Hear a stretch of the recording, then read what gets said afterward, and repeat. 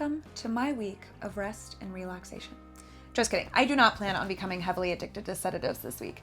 Lately, I have been feeling like my life, energy, and hell, my personality at this point have been so up to the whims of other people's decision making and subject to the ebb and flows of other people's perception of me. I need to spend some time by myself, for myself.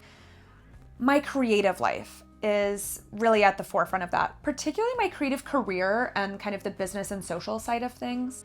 Inspired by my friend, former roommate, current neighbor, colleague, Keaton, I decided to self-design an artist retreat at home in order to achieve some of my artistic business goals. Keaton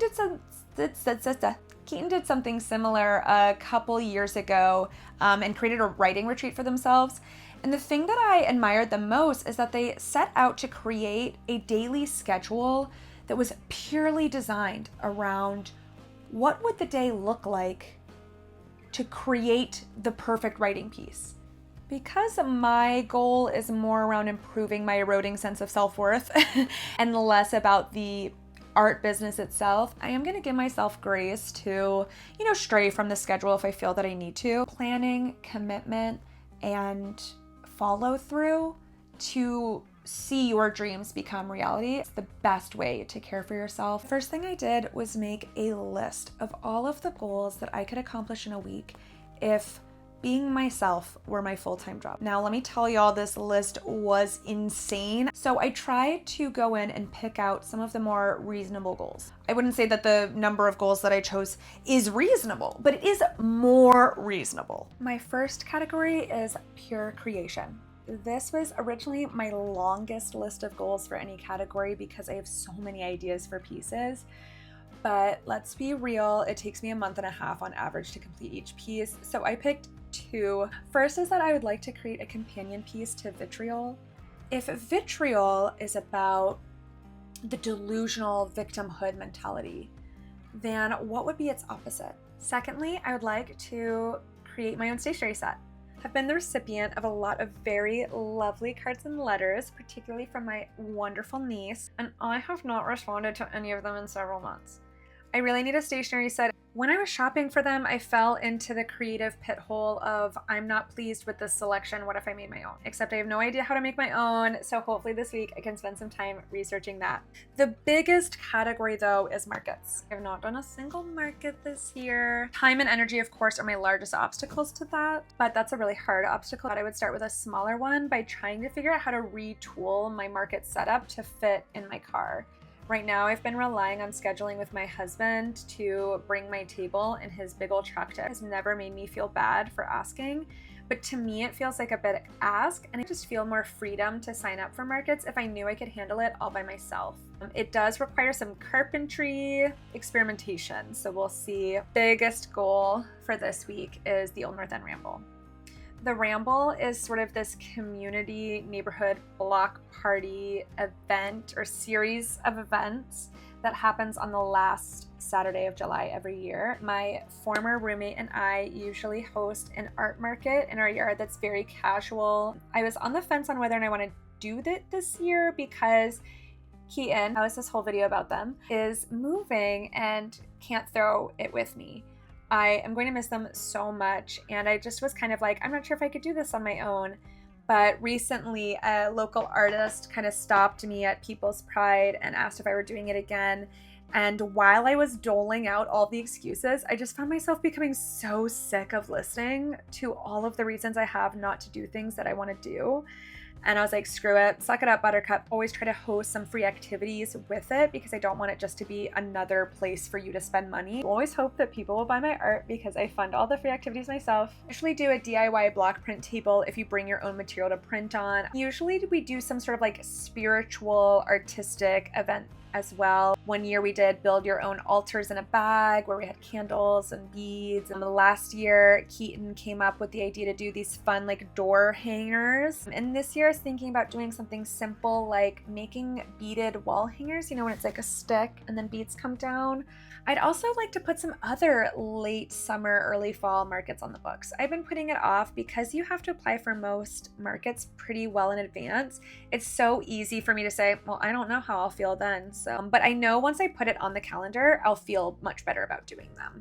My next category is videos. I am still actively editing my spring video. My original goal was to put it up on the summer solstice, but I have to go back still and refilm some parts that I filmed without the microphone, so the audio quality is pretty poor. Additionally, I am filming this video. It's just that filming always takes so much more time than I think it's going to. Oh, I forgot. I have been neglecting Instagram.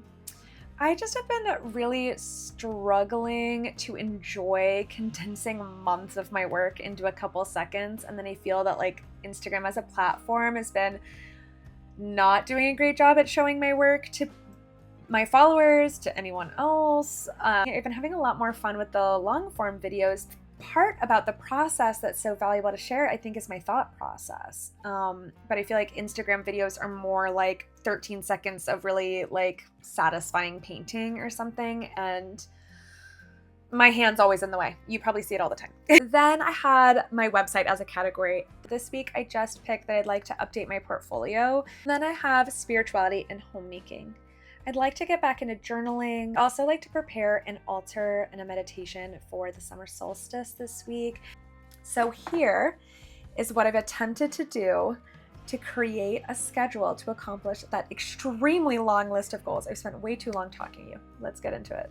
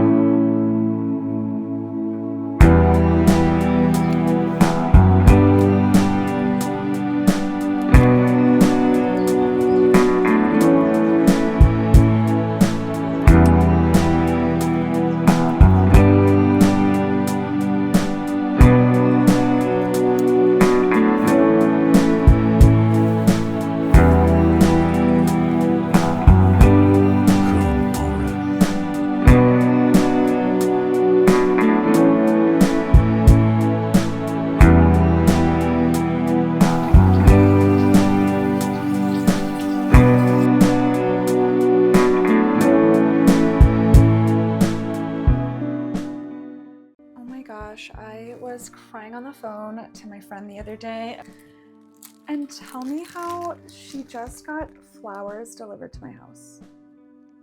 Why are my friends actual angels on earth? This is so sweet. Thank you, Katie.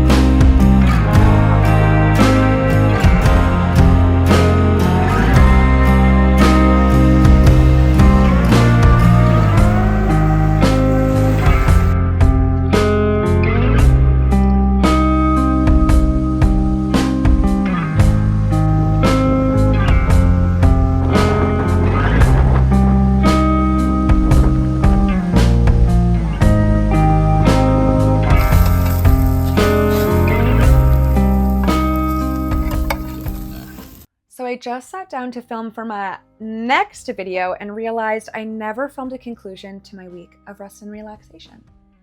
What an ironic name for me to playfully choose, because I did not do either of those two things. I really felt like a chicken running around with my head cut off the whole week. Not only did I set too many goals for myself, and I knew that, you knew that, everyone knew that, really what it was is that I didn't realize how long certain goals would take. Namely, editing my spring vlog. I gave myself about an hour or two each day to work on that, and it easily took me 4 hours each day to work on that. I did get it uploaded in time, but it just meant that it was bleeding into the other parts of my schedule that I wanted to work on. And I also don't super love editing videos. I like filming them, editing them sucks. So it just meant that I was spending a good portion of each day working on something that wasn't fun for me.